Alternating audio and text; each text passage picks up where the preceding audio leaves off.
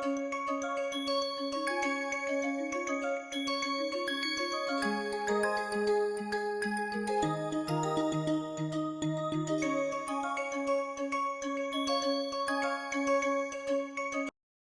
learners, welcome back to NPTEL online certification course on novel drug delivery systems.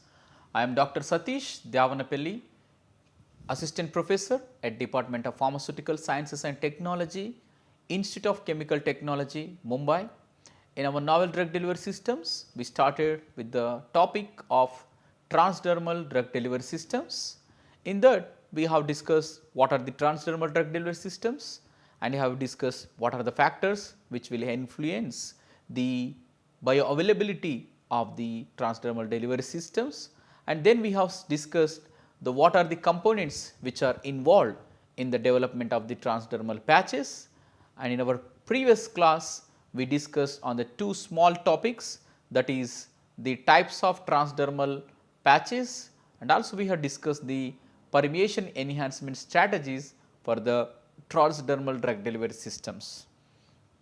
So, today we are going to discuss the last topic of transdermal drug delivery system, that is the evaluation, or you can say the quality control test of the transdermal delivery systems. So, in even our ocular drug delivery system also, we have classified the evaluation studies into three criteria. What the first one is in vitro test, and then ex-vivo analysis, and then in vivo studies. Okay. So, we will see one by one, and also we have discussed the what is the difference among in vitro, ex-vivo, and then in vitro analysis. So, first we will see in the in vitro analysis.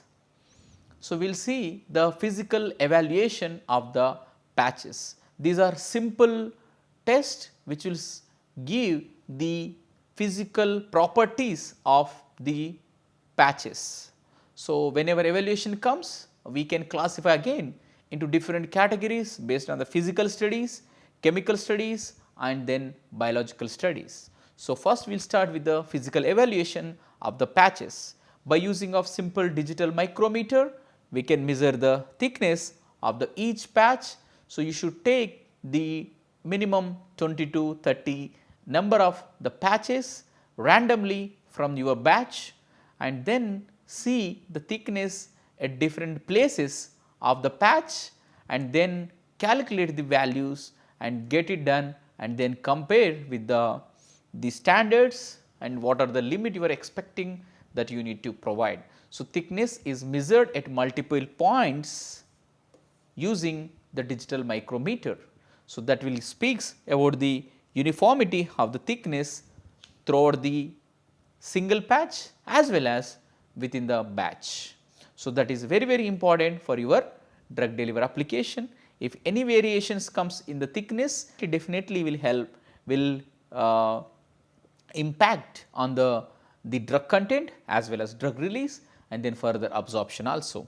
The second thing is the flatness, that is here we will measure the length of each strip by cutting the centers, left and the right sides from each film, and then we will calculate the what is the variation in the length, and also that will speaks the uniformity of the flatness of the patches. And the third one is the folding endurance. So, here what we do, we will take a strip, or you can say the patch, so that we repeatedly fold at particular spot until it breaks. So, here we need to note down the number of folds which are helping to break the patch. So, that is called as folding endurance. If the folding is number is high, that means your patch is more flexible and the durable.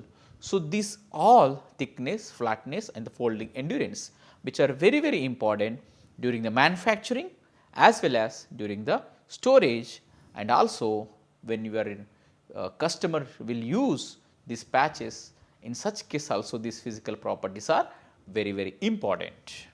and the fourth one is the percentage elongation break test. So, here you will read, it will measure the how much a strip stretches before breaking.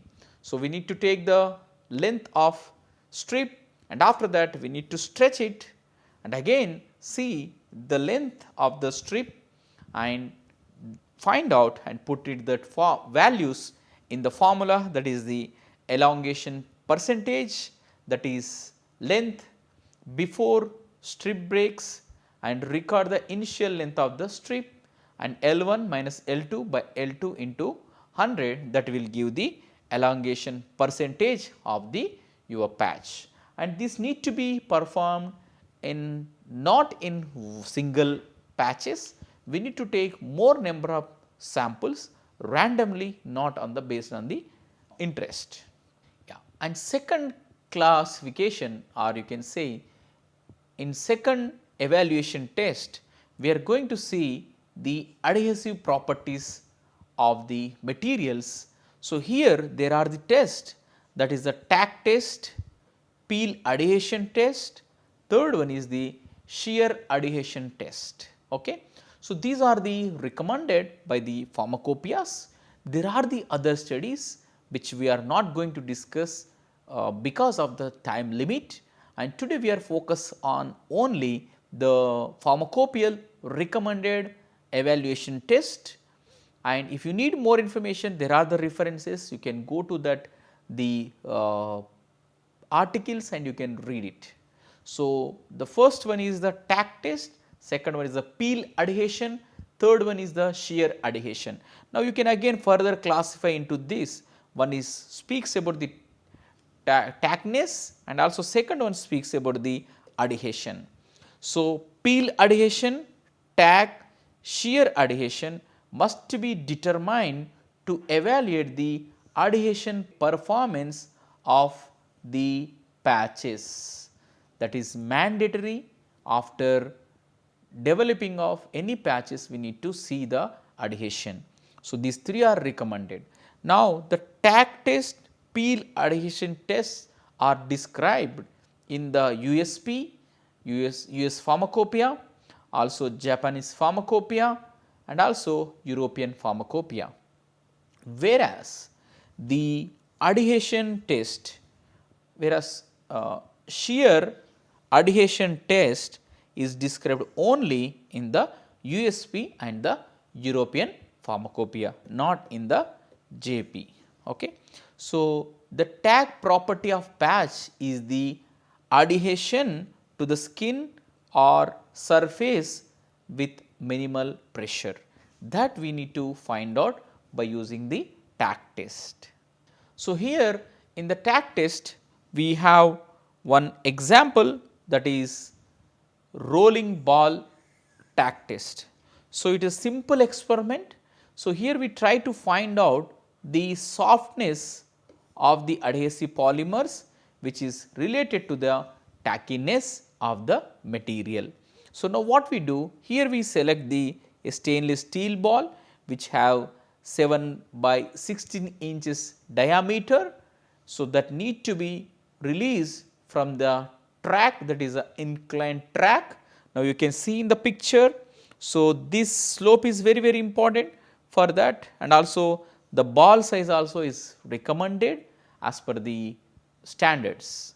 Now, the ball rolls down and touches to the horizontal adhesive surface. So, here what we do, we put our patch, the adhesive side to the uppermost side, and here we will place the adhesive film, or you can say the transdermal patches, by removing the liner.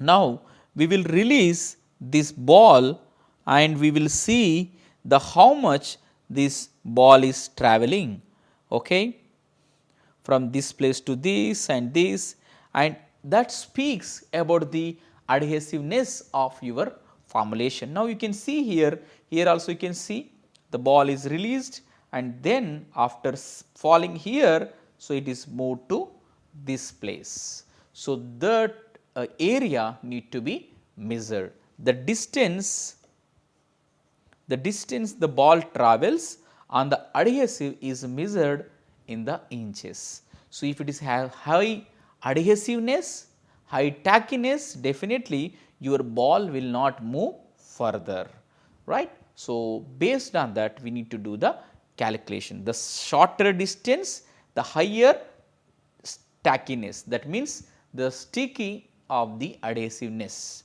These tests helps to evaluate the adhesiveness of the formulations, and this is very quickly we can perform for all type of the patches. So, if your material is enough, if material is enough with the adhesiveness, then you can go for further studies and also you can go for the scale up. If there is an issue, you need to play with the different concentration of that adhesive polymer, and also you can use combinations, or we need to modify the formula. Now, the second tack test, that is the probe tack test. So, now we will see the word the probe. So, here what we do, we use one probe tip which will help to understand the tackiness of the material. Now, you can see here is the pictorial representation. So, this is the probe which connected with the force gauge, and here you can see the placement for the weight, and here on the top of that we will attach our adhesive film, and then we will apply some weight onto this. Then we will try to find out how much weight which is required to remove the or to release the patch from the probe. So, that will give the probe tack test, so which speaks about the adhesiveness of the transdermal patches, right. So, now you can see after placing it will forms the bond between the probe and the adhesive patch. The probe is then pulled away at fixed rate, breaking the bonds. The force needed to pull the probe away is recorded as the tack value that can be placed in the expressed in the grams, and which will provide the precise measurement of the stickiness of the adhesiveness. Now, you can see in another picture representation.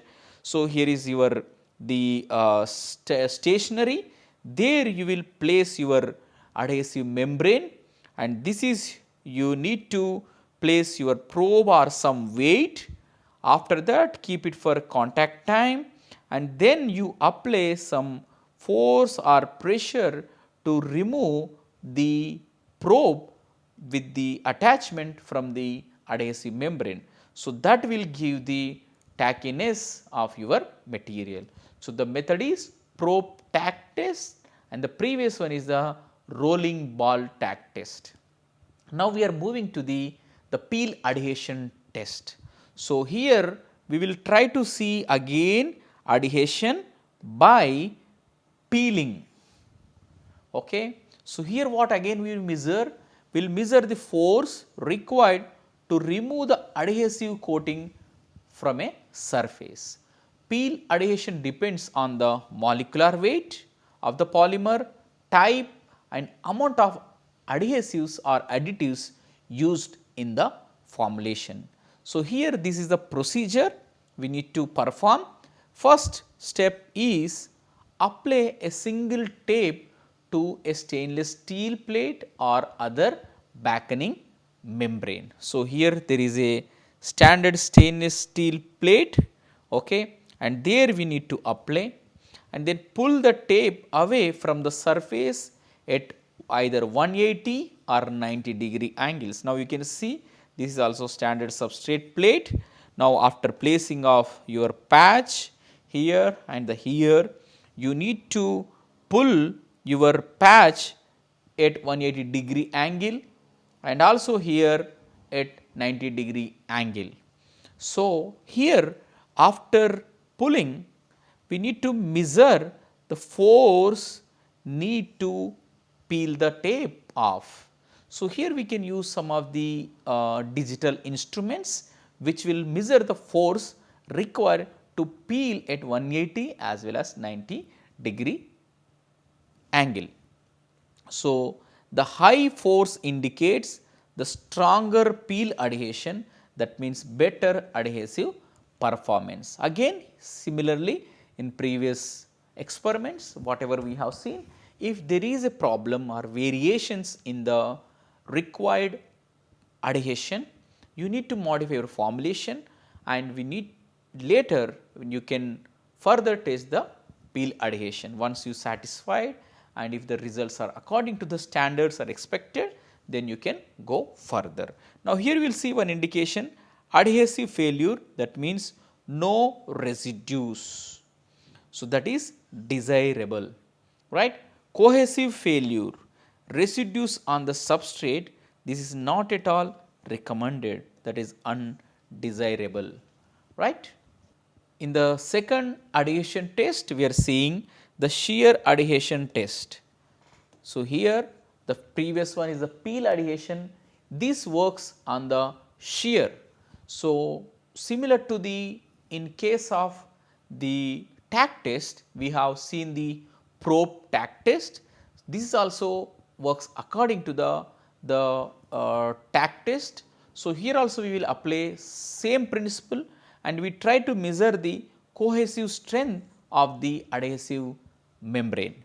So, here also we have same stainless steel plate, we have adhesive film, probe and the force gauge. Later we will put weight and you can also see in the picture representation the shear test. Here you can see the stainless steel, it is attached with the membrane. Now, we are applying the weight onto this and we need to note down the time or force required to remove the from the stainless steel. So, if the longer the time, that means stronger the shear adhesion, the better the adhesive strength. The further if you need more information, you can prefer this reference.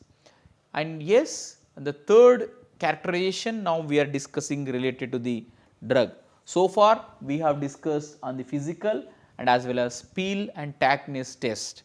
Now we are discussing on the drug excipient. After, yes, definitely this is important before doing the formulations, that means we need to understand the pre-formulation studies, physicochemical evaluation of the drugs and also with the excipient and the packaging systems.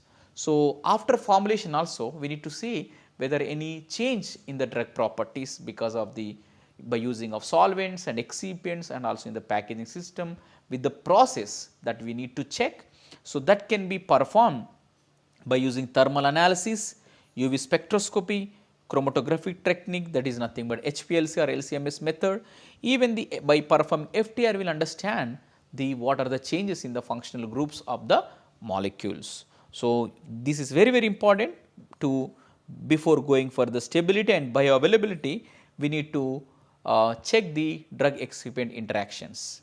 Now, drug content also we have discussed in our ocular drug delivery, we have seen their drug encapsulation. So, we need to take the patches at the specific area, we can take patch and take some portion and measure that and also cut and dissolve into the required solvent, and fixed volume of solvent is used to ensure the accuracy, and then filter that to remove the unwanted materials, polymers through proper filter medium, and then measure the drug content which is presented by using UV, HPLC or any other chromatographic technique. So, that speaks about the how much drug is present in the patch. So, this will also help to decide the drug content, as well as it will also help us to understand the drug uniformity in the patch. So, moisture content, simple experiment after preparation of your samples. So, take the weight of the transdermal patches and place the calcium chloride in the desiccator and kept for the room temperature for 24 hours. After 24 hours, take the films and check the weight, and with that will give the initial weight minus final weight by final weight into 100, that is the percentage of moisture content which is presented after the formulation preparation. Now, do not confuse with the moisture content and moisture uptake, that is why it is clearly mentioned. the test shows how much moisture is retained in the film, which can affect the stability. Now, try to understand. So, we need to know the how much moisture content is present after the formulation, after the preparation, after the manufacturing of your patches. So, here we are doing after the preparation. Now, we are going to moisture uptake. So, here the difference is the study is same, but here what we will try to understand that. So, during the stability study, or if you want to perform some moisture uptake study, here what we try to understand, the test shows how much moisture the film absorbs from the environment. After doing of moisture content, and then you can go for the moisture uptake during the stability study. So, here we try to understand, it may be 24 hours, and if you require you can keep it for different time intervals, and also you can measure the weight. So, ultimately here we try to understand the how much moisture is absorbing into the films, whereas moisture content how much is present after the finished dosage forms. So, and the next topic is the in vitro drug release. This we know very well, but here is the one of the recommended technique, that is the paddle over disc method, that is USP 5 apparatus according to the USP, and this is preferably for the transdermal patches. So, it is similarly looks like a paddle, but which contain the some disc you can see here. So, there we will place our patch and will place that we will place into the dissolution basket, into the dissolution chamber, and then that will help for the sinking of the patch. Otherwise, your material will float on the, your patch will float on the surface, or it may be float in between the dissolution medium. Okay. And not only this method, we can also use the in vitro France diffusion test also, but with that also we can see the drug release from the patch at different time intervals, that we will see in the ex-vivo. So, stability study is also very important. So, as we discussed in our ophthalmic formulations, so stability studies need to be conducted, because we need to understand the storage conditions and what happening during the stability. So, at different time, temperature and the humidity conditions, we need to see the quality of the material. So, here also there are some recommended condition, that 40 degree centigrade plus or minus 0.5 degree temperature, and also 75 plus or minus 5% relative humidity, that we can perform 6 months, and these are some of the collected information from the research paper. But if you want to ICH guidelines, these are already we discussed in ocular drug delivery systems, that we in our last lecture we have discussed on the evaluation of the ophthalmic formulation. You can refer that notes, will help, that will help for the further understanding. So, at the end of the day, your drug content need to be maintained, and your sample should not be damaged, or any type of the deterioration should not happen during the stability study. This also we have discussed. So, there we used to keep the cornea, and here we use the skin, that will help for the drug release. You can keep your patch at this place. Once placing of the your donor chamber. So, yeah, first you need, this is the receptor chamber and this is the donor chamber. After that, place your skin or some artificial membrane. If you keep artificial membrane, that is called as in vitro studies, and after placing of the skin, then you can place your patch or any type of membrane or any type of the transdermal formulations, and then place your donor chamber, and after that at different time interval you can collect the drug flux from this receptor, or you can say the sampling port. And here also you can see the France diffusion cell, how we will place the formulation. This is a formulation and this is the membrane and the permeated drug. So, similarly here also your drug will reach, that is a drug released. And here we can see we can use skin also from the various sources. There are the reconstructed skin models, episkin, epidermis also can be used. This will also give some of the correlation with the in vivo release also. So, these are the most commonly used studies or methods in the ex vivo skin permeation studies. So, this is the protocol. We are not going to discuss all these details, just I will suggest. So, after the at different time intervals we need to calculate the flux. So, that is nothing but, so as a slope of the drug is permeated. So, that be mg per centimeter square and also from the time points. And the after that we need to measure the permeability coefficient, that is flux, the ratio of the flux by the initial drug loading, which will give the permeation of the drug through the transdermal patches. If you have various types of the permeation enhancers or different concentration, you can compare with your control and formulation 1, 2, 3, 4, 5, then you will understand the how much drug is released. So, if you need you can read further details on the given reference. And in vivo we have 3 techniques, that is microdialysis or microperfusions, or you can say the second one is tape stripping, skin irritation, and the fourth one we are going to see on the pharmacokinetic. So, microdialysis simple technique. So, in the skin layer we will keep probe, and from that probe we will place microdialysis tubing, and with this at different time interval we will collect the samples from this side, whatever the drug is released through the formulation, that we will collect and will do analysis. So, from this we will pass sterile solution, or you can say the 0.9% NaCl or isotonic solution.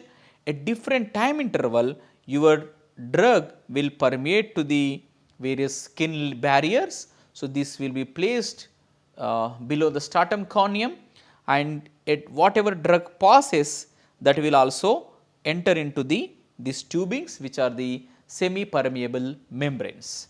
So, from this inlet your sample can be reached to the outlet, and then we can collect and you can do the analysis. Okay.